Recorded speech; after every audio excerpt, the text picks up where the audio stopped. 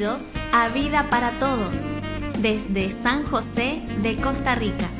Abre maravillosas verdades que hay en la Biblia. Que la exposición de su palabra te otorgue luz y vida. Ahora disfruta, aplica y comparte esta reflexión con tus familiares y amigos. Con ustedes, el pastor Federico Núñez. Pero muy buenas tardes, queridos amigos, que el Señor les bendiga. Muy bienvenidos a Vida para Todos. Federico y Flor compartiendo con ustedes una palabra de Dios en esta tarde. Le damos la bienvenida a nuestra casa. Esta es nuestra casa, Vida para Todos, Costa Rica. Bienvenido a Vida para Todos, Costa Rica. Le damos la bienvenida y esperemos que disfrute este tiempo que compartimos juntos. Hoy queremos dar gracias a algunos amigos que siempre están acompañándonos en nuestro programa. Le damos gracias al Señor en este día. Quiero saludar. A ver, vamos a saludar a algunos amigos acá. Saludamos a Gladys Gillian, que siempre está con nosotros. Un abrazo, un saludo, Gladys. Para Cristóbal Hernández Zamora, allí en Tandil, sí, un gran cariño para él y su esposa. Para el hermano Daniel Doval, allí un gran abrazo para Daniel. Para mi hija Florencia, un besito para ella, sí. Para Laura Rosales, también un cariño para ella y su familia. Para Karina Peloso, sí, un gran abrazo para ella también, que siempre me ve. Para Ina Costa, un gran cariño para Ina. Para Joel Frías, sí, Joel, un abrazo para vos también. Para Carmen Ferreira, ahí está Carmen, siempre firme. Para Camila Firma Paz, mi nuera, un besito para ella, gracias, sí. Saludamos también a las células que tenemos aquí en la escuelita, las 5 células en las que estamos trabajando, a cada uno de los hermanos y hermanas jóvenes y niños que están en esa célula. Los saludamos en el nombre del Señor. También queremos decirles que este domingo 23 se va a producir la celebración lanzamiento del Ministerio Vida para Todos. Haremos un culto especial en la Iglesia Central en Desamparado, ¿sí? Vamos a hacer ahí un lanzamiento. Todavía no es la inauguración, es solamente un lanzamiento y queremos que nos acompañe para visitarla. Así que damos gracias a Dios por este día, gracias por estar aquí acompañándonos, gracias al Señor por lo que Él nos ha dado en todo este tiempo. Hoy quiero compartir con ustedes el libro de Segunda de Reyes. Ayer estuvimos hablando acerca de aquella muchacha en el libro de Segunda de Reyes, capítulo 5, ¿sí? Versículo 2 en adelante. Y hoy vamos a leer desde el versículo 4 acerca de la historia de Naamán. Estamos viendo esa historia, ¿no? Dice, Naamán fue a contarle al rey lo que la muchacha israelita había dicho. El rey de Siria le respondió. Recuerden ustedes que la muchacha le había dicho a la esposa de Naamán que le dijera que fuera a ver a un profeta en su tierra, ¿sí? Naamán hizo caso a su esposa, fue a contarle a su jefe, al rey, y el rey le dijo que sí, que vaya. El rey de Siria le respondió y le dijo, bien, puedes ir, claro que puedes ir. Yo le mandaré una carta al rey de Israel. Parece que había una buena relación, aunque eran pueblos enemigos, parece que en este momento había una muy buena relación entre los dos pueblos. Y así Naamán se fue. ¿Se fue dónde? Se fue a Israel, llevando 30.000 monedas de plata, 6.000 monedas de oro y 10 mudas de ropa. Un montón de dinero, ¿no? Si sacamos la cuenta traducido al monto de hoy, es mucho, mucho dinero, ¿no? Como un montón. No voy a decir cuánto, pero es un montón de dinero, mucha plata. La carta que le llevó al rey de Israel decía lo siguiente. Esta es una carta del rey de Siria al rey de Israel. Decía, cuando llegue esta carta verás que el portador es Naamán, uno de mis oficiales. Recordemos que Naamán era el comandante en jefe del ejército de Siria, uno de los principales, un hombre de prestigio, pero aquí lo llama él, dice, uno de mis generales, no uno de mis oficiales. Te lo envío, dice, te lo envío, fíjese, dice, te lo envío para que lo sanes de su lepra. Esto decía la carta. Al leer la carta, el rey de Israel se rasgó las vestiduras y exclamó, ¿y acaso soy Dios capaz de dar vida o muerte para que ese tipo me pida sanar a un leproso? Fíjense bien que me está buscando pleito, ¿no? Esto parece ser una historia así como para tratarla a la ligera, rapidito por encima, pero hay un trasfondo interesante porque cuando uno lee el verso 8, ¿sí? Del cual vamos a continuar mañana, dice, cuando uno lee el verso 8, lo voy a adelantar un poquito, Cuando Eliseo, el hombre de Dios, se enteró que el rey de Israel había rasgado la vestidura, le envió este mensaje: ¿por qué está su majestad tan molesto? Mándeme usted a ese hombre para que sepa que hay profeta en Israel. Aquí hay una historia bastante importante, ¿no? Dice que Naamán, este hombre leproso, que tenía esta enfermedad incurable para la época, oye la voz de su esposa, que a su vez oyó la voz de aquella muchacha judía, que le dijo que ojalá que el amo fuera a ver al profeta a Israel.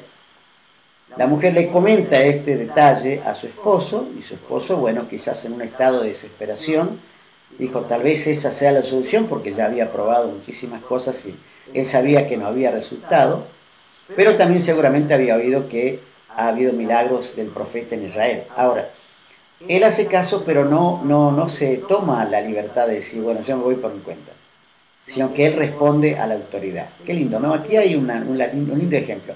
Un hombre impío que responde a la autoridad. Él no se manda solo, aunque es un hombre que está en autoridad, él también está bajo autoridad. Y él responde a esa autoridad. Hay todo un ejemplo ahí que debemos seguir, ¿no? Él responde a la autoridad, y aunque está en un estado desesperante, y que quizás justificaba que él se fuera sin contarle a su rey a dónde iba, quizás diciéndole solamente voy por una incursión a ese pueblo, aunque parece que en ese momento era un pueblo amigo, él se tomó la libertad y fue y le contó a su rey lo que estaba pasando. Le dijo, quiero ir, tal vez esa sea la solución para mi problema. Parece que el rey le tenía mucho aprecio, indudablemente le tenía mucho aprecio a Naamán, que inmediatamente cede y le dice, sí, puedes ir, claro que sí, necesito que vaya. Parece que el aprecio era grande. Le dice entonces, yo le mandaré una carta al rey de Israel. Fíjese lo importante que era Naamán, y lo importante que era para el rey de Siria, Naamán, que dice, yo le voy a hacer una carta. Es decir, no quiero que te presente así nomás, sino que quiero que tratemos este tema de rey a rey, ¿no? De la máxima autoridad a la máxima autoridad. Y dice, y así Naamán, bueno, se escribió la carta y Naamán se fue, dice, llevando también una ofrenda de 30.000 monedas de plata, 6.000 monedas de oro y 10 mudas de ropa. Hoy sería, no sé, como $1.000.000, una cosa así. Mucho dinero. Mucho. Se fue llevando mucho dinero. Todo este dinero dado por el rey a uno de sus generales, a uno de sus oficiales, a uno de sus comandantes en jefe, un hombre de prestigio, un hombre que él quería mucho, que no le importó darle muchísimo dinero con tal de que este hombre recuperara su salud. Ahora dice la palabra que la carta, más allá del dinero, la carta decía lo siguiente, no quiero detenerme en el dinero porque quiero llegar al corazón del tema. La carta que le llevó al rey de Israel decía, y esta es la carta, ¿no? Cuando te llegue esta carta verás que el portador es Naamán, ¿no? El portador, él mismo llevaba la carta, uno de mis oficiales, ¿no? Se ve que tenía varios. Te lo envío para que lo sanes de lepra. Esa es la orden estricta, ¿no? Te lo envío para que lo sanes. Parece que no sabía el rey quién era exactamente el que sanaba, y le dice al rey, te envío para que lo sanes. Es decir, ponelo en las manos de quien tiene que ponerlo. Ponelo en las manos de los mejores médicos o de los profetas que tienen ustedes ahí, a ver, y quiero que me lo sanes. Y ahí le mando una ofrenda, ¿no? Cuando lee la carta, el rey de Israel dice, se rasgó la vestidura, en señal de dolor, de humillación, ¿no? Se rasgó las vestiduras y exclamó, ¿y acaso soy Dios capaz de dar vida o muerte para que ese tipo me pida sanar a un leproso? Y aquí nos encontramos con un tema importante. Eliseo, el hombre de Dios, el profeta de Dios, no está en la corte del rey como otros profetas solían estar en la corte del rey. Eliseo no está en Israel. Es interesante porque este gobierno de este rey, ¿sí? Este gobierno de este rey de Israel no tenía dirección profética, no tenía dirección de Dios, porque el profeta no estaba en la corte. Entonces la pregunta es, ¿quién dirigía a Israel en ese tiempo, espiritualmente hablando, ¿no? Por cierto, había un rey, sí, y seguramente había una corte, también. Pero el tema es, ¿quién dirigía espiritualmente a Israel en esa época? Porque el profeta no estaba en la corte. El profeta no estaba ni siquiera en la ciudad. No estaba cerca. Dice la palabra, voy a buscar Proverbios 11:14, el libro de Proverbios, versículo 11, capítulo 11, perdón, verso 14 dice: sin dirección, la nación fracasa. Sin dirección, la nación fracasa. El éxito depende de los muchos consejeros. Cuando alguien está en autoridad y no se sujeta a la autoridad que está encima, fíjense qué contraste entre Naamán y el rey de Israel. Qué contraste tan tremendo. Qué tremendo contraste entre Naamán y el rey de Israel. ¿Cuál es el contraste? El contraste es el siguiente. Naamán, un general de ejército, ¿sí?, él se somete a la autoridad de su rey. Pero ahí está el rey de Israel, que en ese momento no estaba sujeto a nadie. El rey de Israel debería haber estado sujeto a la autoridad del profeta que le daba palabra de Dios y dirección para el pueblo. ¿Sí? Pero ¿qué dice el rey? ¿Acaso yo soy Dios? Él se sentía solo, se sentía seco, se sentía frío, se sentía sin fe, se sentía sin Dios. Y a la vez inútil, ¿no? Incapaz de poder solucionar el problema que en este caso se le presenta a Naamán. Si Eliseo hubiese estado en la corte del rey, inmediatamente el rey le hubiera dicho a Eliseo: Eliseo, este es tu asunto, no mío, es tu asunto. Pero él no habla de Eliseo, ni siquiera lo menciona, solamente se enoja, solamente rasga sus vestiduras y hace un escándalo.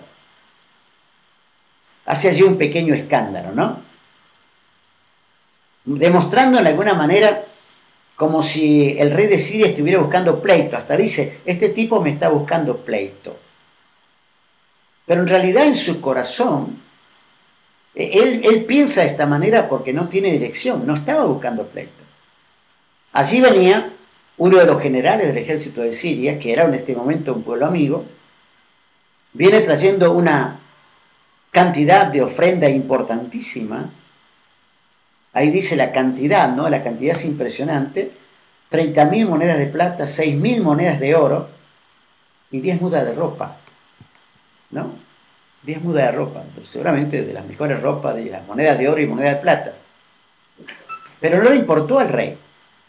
Él no estaba pensando en Eliseo, él estaba pensando en él. La solución es para mí. El problema me lo están tratando de poner a mí. ¿Acaso soy yo Dios? El problema no era que él tendría que haber acudido al profeta, pero un pueblo sin dirección perece, y este pueblo Israel sin Eliseo estaba en problema. Tal es así que parece ser que Eliseo se entera de la situación, porque realmente fue un revuelo en la ciudad. Fue un revuelo en la ciudad y todo el mundo comentaba que había venido un rey sirio y que había llegado y que este hombre era leproso y que traía una carta y que traía una ofrenda que se presentó al rey de Israel y que el rey de Israel hizo un escándalo diciendo que él no podía hacer ese y que lo único que estaba buscando era posiblemente que se iba a desatar una guerra. Cuando un gobernante no tiene a Dios, no tiene dirección, no tiene consejo. Es importante. Eclesiastés, vamos a mirar un poquito el libro de Eclesiastés, ¿no? Eclesiastés capítulo 11, ¿sí? Eclesiastés capítulo 11, acá lo tengo, un segundo. Eclesiastés capítulo 11, verso 5, ¿sí? 11, 5, sí, dice: así como no sabes por dónde va el viento, ni cómo se forma el niño en el vientre de la madre, tampoco entiendes la obra de Dios, creador de todas las cosas. Este hombre, el rey de Israel, no estaba entendiendo lo que Dios estaba tratando de hacer. Porque Dios había usado a una muchacha esclava para traer a ese hombre para que Dios sea glorificado. Pero el rey de Israel estaba haciendo un tropiezo para la gloria de Dios. Era un entorpecimiento para la manifestación del poder de Dios. Porque Él nos llama a la persona que podría darle soluciones, que era el profeta, porque parece ser que el profeta estaba enemistado. O el rey estaba enemistado con el profeta porque el profeta no está en su corte. El profeta no está, ni siquiera está en la ciudad. Que el profeta, cuando se entera, le manda a decir a través de uno de sus siervos que a ese hombre venga a verlo a él. Qué importante que es tener palabra. Qué importante que es tener dirección. ¿No? Es increíble, pero que dice aquí, ¿acaso soy Dios capaz de dar vida o muerte? Él debería haberle dicho a Naamán, sí, aquí hay Dios, un Dios que puede sanar. Pero él ni siquiera tiene en cuenta a Dios. Ni siquiera está considerando a Dios. Esa es una de las razones por la que el pueblo de Dios, el pueblo de Israel, tantas veces pasó por muchos sufrimientos y cautividades y grandes tribulaciones. Cuando la autoridad no responde a Dios, cuando el gobierno no responde a Dios, cuando quien tiene autoridad no responde a Dios, cuando el que tiene autoridad no quiere oír al que habla en nombre de Dios, el pueblo perece, el pueblo se desvía y el pueblo muere. Qué importante que es hacerle caso a la palabra de Dios. Hoy, tal vez usted está escuchando ¿y qué tiene que ver esto conmigo? Usted y yo estamos bajo autoridad. Respondemos a una autoridad humana. Pero la máxima autoridad que nosotros respondemos al Señor. Y cuando se me presenta una situación que me supera, lo que yo voy a hacer es, Señor, aquí te presento el problema. Yo no lo puedo resolver. Pero este rey ni siquiera tenía fe. Ni siquiera creía. Ni siquiera menciona a Dios. Dice, ¿acaso yo soy Dios? Y se enoja en vez de proveerle una solución a este hombre que venía a buscar del poder de Dios. Era una manera de que el rey dijera, nosotros tenemos un Dios poderoso. Si el Dios de ustedes, de los sirios, no ha podido sanarte, pues quiero que sepas que aquí en Israel hay un Dios que sana. Pero ni siquiera eso le dijo. Se enojó, hizo un escándalo tan grande que se enteró toda la ciudad, que finalmente, a causa de este escándalo, el profeta Eliseo, que estaba fuera de la ciudad, se enteró de lo que estaba pasando. ¿Cuánto necesitamos los que estamos bajo autoridad cuando tenemos un problema que nos supera? Entregárselo al Señor. El rey de Israel perdió la oportunidad de mostrar que él estaba bajo la autoridad de un Dios poderosísimo. Se perdió la oportunidad. Tuvo que aparecer en escena, y mañana vamos a ver esto, el profeta Eliseo, que le dio solución a este hombre. Si estás bajo autoridad y se te presenta una situación insalvable, una situación realmente insalvable, ¿sí? Quiero que pienses esto. Tú estás bajo autoridad. Tienes que responder a esa autoridad que es superior a ti.